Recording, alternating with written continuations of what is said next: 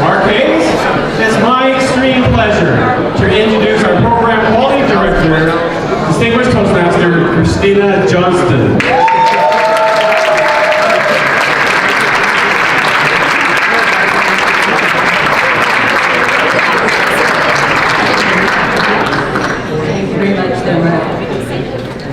Now that we have had a magnificent lunch, we're ready for another workshop. We're here, we're developing, we're learning about speaking, but we're also learning about leadership. How many of you think you know everything there is to know about developing your leadership skills in Toastmasters? All right, that's exactly what I thought. Because I know none of us stop learning until the day we are 6 feet under. So to help us continue learning about leadership, learning about how is leadership different than management. Because how many of you have had a manager who's a lousy leader? How many of you have had a leader that should have been a manager? Well, let's learn about how to marry the two together. We are privileged today to have a workshop on developing leadership in Toastmasters by none other than Jim Kokocki. Jim is a distinguished Toastmaster. He's had club-level leadership positions. He's progressed from area all the way through district, through the international officer positions as well, and is now a past international president. So please help me welcome Distinguished Toastmaster Jim Kokocki, past international president 2015-2016, for the workshop of developing your leadership skills in Toastmasters. Jim.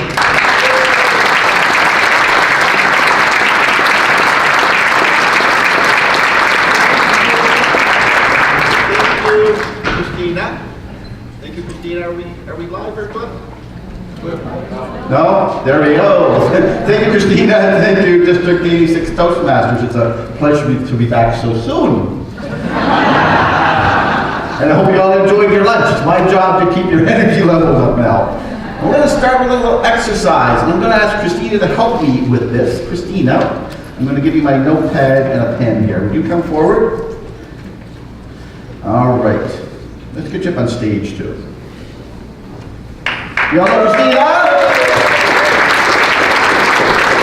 Now, if I was going to go over my residence was going to be District 86, I want some information. I want to know, what's the name of the best club in all of Division A? Write that down.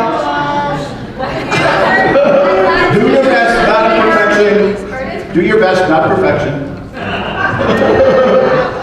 What's the name of the best club in Division B? Sounds unanimous. What's the name of the best club in Division C? How we doing, Christina? Excellent. What's the name of the best club in Division D? I don't think there's any going with that one. What's the name of the best club in Division L?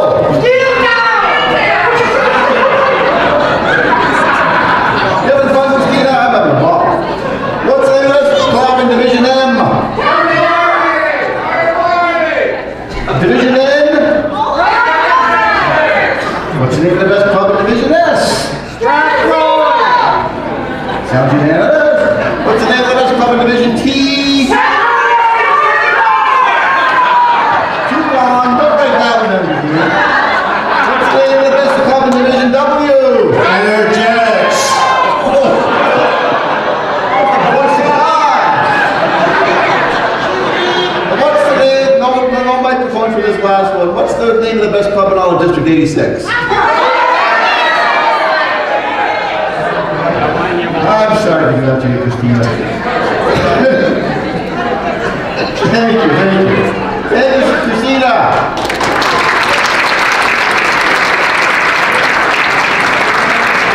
And it's my pleasure to report to you that Christina has excellent penmanship. And I'm putting that in my pocket. Because the purpose of the exercise, we're proud of all the clubs, aren't we? The club in the world is unique. Every Starbucks in the world is unique. Every club in the world is unique. So we're proud of our clubs. So every club in the world is not like your club, not like my club. But all the clubs in the world, we all think we belong to the best club in the world. That's the simple point of that exercise. So we're talking management and leadership. So a very smart leadership theorist, Peter Drucker, once wrote a little bit more than that. That's half the quote he offered. He said, management is about the organization today. He said, management is about the organization today. So if management is about the organization today, help me complete this. Leadership is about the organization tomorrow. Exactly. Leadership is about the organization tomorrow. So what does that say about leadership and leaders? Vision, I heard. Think forward. Supportive, creative, innovative. Goals versus objectives. Visionary, absolutely. I heard something here. They lead, absolutely, yes, absolutely. Influence. Absolutely, their influence, they're future-oriented, right? So that's the distinction. Like every organization needs management. Management's about the day-to-day, leadership's about the organization tomorrow. So it's interesting, I love watching the staff at these events. So today, getting the food in place, getting the food off the tables, getting the tables cleared out, getting your tables cleared out there, that's management. That's the organization today. That's about efficiency and process and watching the talent. That's management. But they overlap, don't they? The leaders in that group are watching performance and saying, oh, someone's having a little trouble understanding how to clear the table or get stuff to the back room or get food out or recognizing that they need more coffee. That's about leadership. It's like they're identifying, oh, someone might need some coaching, some mentoring, some training. So they overlap. So the point is, we need a mix of management and leadership skills. And thank you for Christina for identifying. Like we've all had people who were good managers but poor leaders, and good leaders who were poor managers. Bill Clinton's a guy who they said was a tremendous leader, but day-to-day, man, just terribly unorganized. And there's lots of people who are just mired in the details and can't go up a level. So we need both. And you've got opportunities to develop both in Toastmasters. This is an interesting book. This is something I've been reading recently, and I just call it to your attention. So Henry Mintzberg is from McGill University. He's a renowned leadership thinker, and he's got some great books. One's called Managers, Not MBAs, and this one's about managing. And he really pushes on the edges. What's really the differences between management and leaders? And his point is, managers need to embody both leadership skills and management skills, no matter what the workplace reality is. So we had some interesting words, some facts that I pulled out of it. He said, look, managers work at an unrelenting pace, and those who are managers or observe your managers, like it's just person after person into the office, it's issue after issue. We can't afford to do that in Toastmasters, and I'll come back to that. But he also said, look, activities are typically characterized by brevity. They're short, lots of variety, fragmentation, discontinuity. It's just dealing with the urgency of day-to-day operations. And they're strongly oriented towards action, whether it's leadership action in developing people or fixing things on a short-term basis. And as we develop in Toastmasters, look, when I was international president, Toastmasters was not my first priority. And I don't think it can be anybody's number one priority. Family, job, spirituality, other things need to come first. But it can still remain a priority. We can all manage multiple priorities. So I see that from Mintzberg. He talks about the frantic pace. We can't afford to burn you out. You didn't join Toastmasters to burn out. So I hope as you continue in your development that you find ways to manage your many priorities and you enjoy the experience. You will have challenges. Please enjoy the experience. So what do leaders do? Fill in the blanks. They develop something and they achieve something. Develop others. They develop people. Talent, okay. People. Personalities, they certainly do, yes. Yeah, I think leaders develop people and they achieve results. And if you think about this, anybody worked for a leader or manager who was good at achieving results and not developing people? That's no fun, is it? Just drive, get it done. You want training, you want vacation? What are you talking about? Has anybody worked for a leader who was good at developing people but not achieving results? Seen some nods, because that person probably didn't stay around very long. Because in organizations, you need to achieve results, and we can't ignore that. The Toastmasters is a supportive environment where we develop the skills, and I hope you focus on achieving results. Distinguished club, distinguished area, distinguished division, distinguished district. You can learn here the discipline of achieving results. But I don't think you can be successful if you're doing one of those and not the other. You need to focus on your people, develop the talents, your skills, that's your future.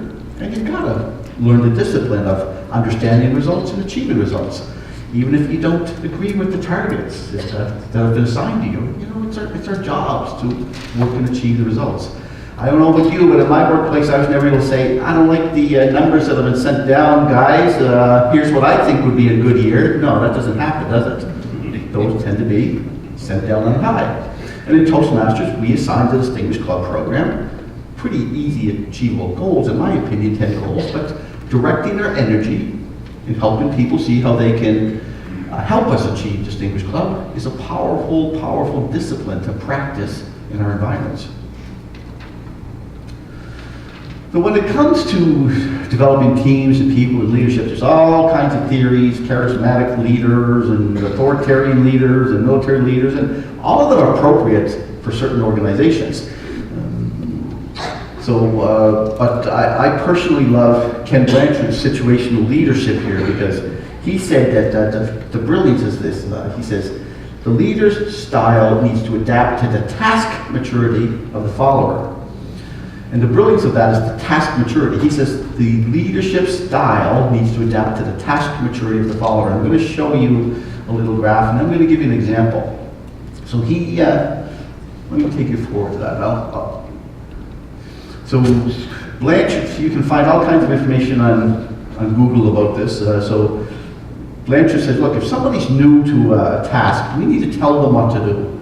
And that's not the meaning. If someone's got zero experience doing something, we need to tell them what to do. And as their skills develop, we sell them on their capabilities. We say, no, you're getting very good at this. You're going to be a superstar someday. And as they continue to develop, if they continue to develop, we start to participate, to involve them in decision making and planning. And finally, when they're fully mature at the task, then we can delegate to them. And quite frankly, I hear too many people say, my entire style is to delegate.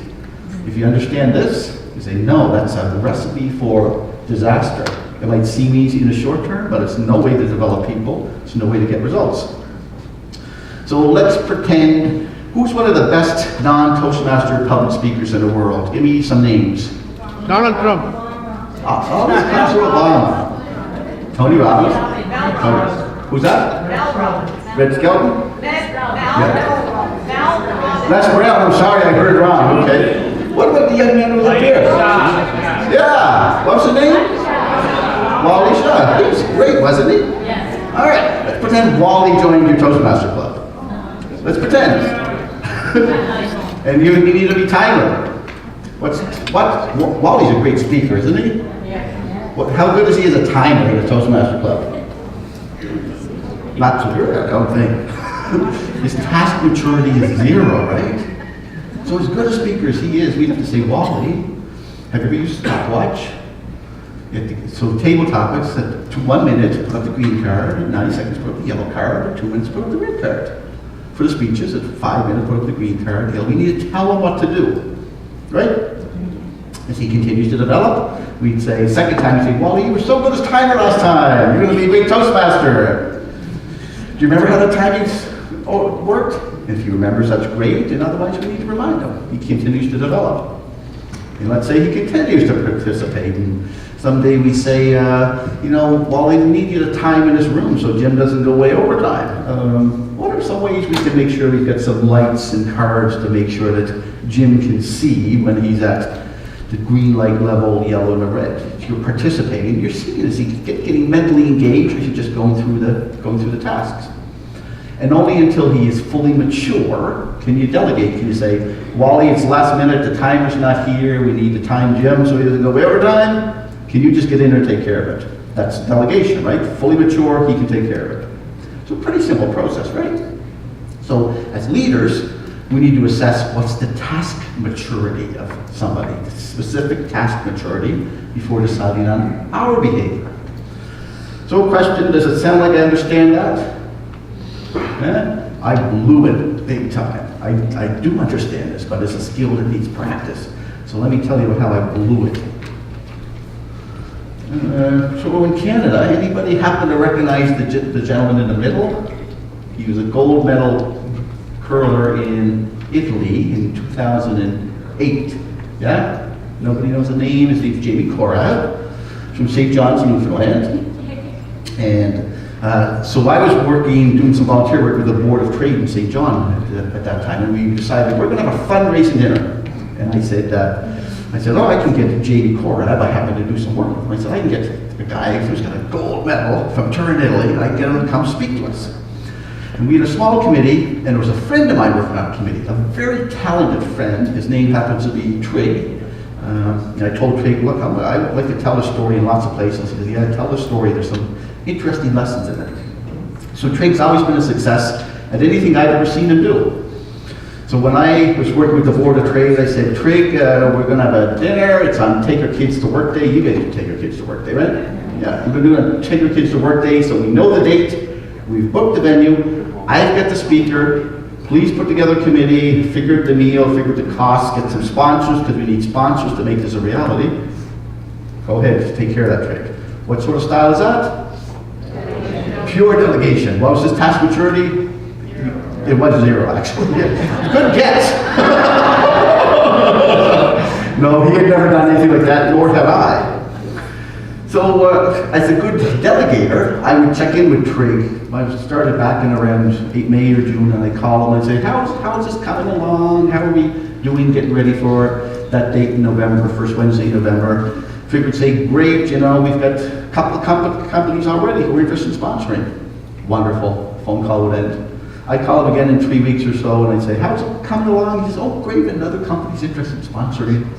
Oh, that's fabulous. And I call him again, and same story. Oh, we get another company's interested to sponsor the event. And then in September, I had the same conversation, and I realized there was a question that I wasn't asking. Do you see what the question was? There was a question. How many are actually going to sponsor? Do you know what the answer was? Exactly. I did this in Blue Mountain. You guys must have all been in the audience. Yeah, nobody had committed to sponsoring, so we were in big trouble. We needed about $15,000 to pull this off. So then there's another leadership theory that tells you how you behave under pressure. So in normal situations, I'm called an amiable. Things are good, things are easy. I make things look easy. I get things done. I'm amiable. It's fun to be around. And when I'm under stress, I'm the driver. And the driver is, I will take the wheel now, thank you. Nice efforts, I am now in control. That's the behavior. So I remember on the day I said to Trig, I said, all right, here's what we're going to do. He said, I'm going to set up a conference call on Thursday. Are you available Thursday? Great, I'll set up a conference call on Thursday. We'll get your committee together. We'll understand everybody they contacted who might come as a sponsor for that. We'll add some lists, some names to the list, and we'll see if we can still pull this off in the 6 weeks that's available to us. Whoops, excuse me for that. So that's what we did, and we bore down and we worked real hard and we were able to pull it off. And we got the money in place, and Jamie Corrad was coming over. It was funny. So I live in St. John, which is the third foggiest city in Canada. He lives in St. John's, Newfoundland, which is the first foggiest city in Canada. So when I checked in with Jamie and said, yeah, it's a go, it's on Wednesday, November 3rd, I believe it was. I said, when are you flying over? I'm coming over that morning. Great. So he did have a bit of a delay, but he did arrive, and well, when I met him at the airport, he was very faint. He'd been on one of those small planes up the front, and they got those little trays that come down. He had crushed his finger. There happened to be a doctor on the flight who strapped him up, but I thought he was going to faint. But it turned out great. It was a great day. So he gave a speech. He talked about growing up in Newfoundland, starting curling, wanted to be successful at curling, never thought he'd be a gold medalist.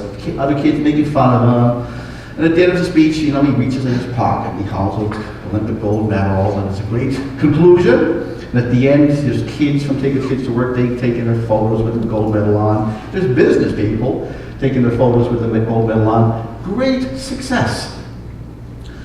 but dramatic.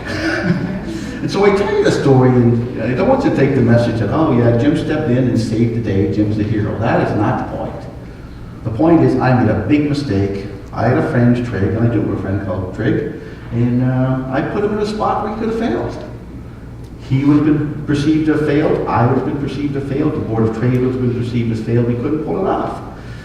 So the whole point is, like, you can understand these theories exceptionally well, but if you're not putting yourself in a position where you're testing your skills on a regular basis, and you're not dealing with the curveballs that might come after you, you're not going to learn. So my learning from that, and I bet you're in a similar situation, if I'm too familiar with somebody and too confident in their abilities, I don't go through that little graph. What's their task maturity? So I think I'm better at that, but I need to keep on testing myself. And you need to keep on testing yourselves. You need to keep on testing yourselves on those skills.